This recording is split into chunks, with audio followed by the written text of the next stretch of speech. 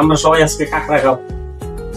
Hello everyone, আশা করি ভিডিওতে দেখে অবশ্যই বুঝতে পারতেছো যে আজকে আমরা কি নিয়ে ভিডিও বানাতে চলছি।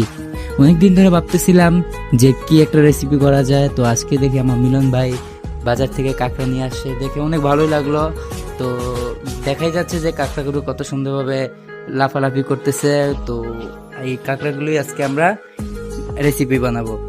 তো কাঁকড়াগুলো সর্বপ্রথম বেছে নিবে, ভালো করে পরিষ্কার করে কাঁকড়াগুলো বেছে নিতে হবে।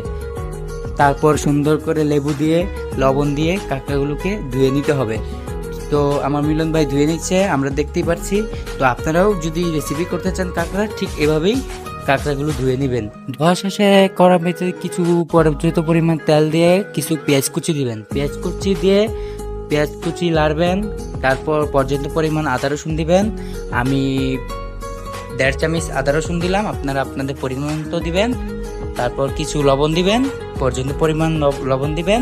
আপনাদের পরিমাণ অনুযায়ী যেমন ঝাল খান ওই অনুযায়ী মরিচ দিবেন। তারপর আপনাদের অনুযায়ী হলুদ দিবেন। তো এই দিয়ে আপনারা কিছুক্ষণ মশলাটা কষাবেন। মশলাটা কষানো শেষে কাঁকড়াগুলো ঢেলে দিবেন।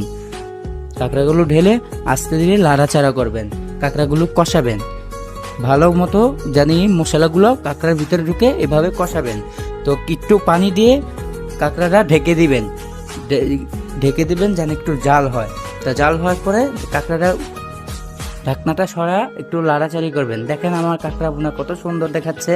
তো শুধু দেখতেই সুন্দর লাগছে নাকি আসলে ফ্লেভার খেতে সবকিছুই টেস্ট কিরকম সেটা আমরা একটু দেখি। মিলন ভাইয়ের মুখ দেখে বুঝতে পারছেন যে কেমন হয়েছে। এটা আপনারাও বাড়িতে ট্রাই করতে পারেন।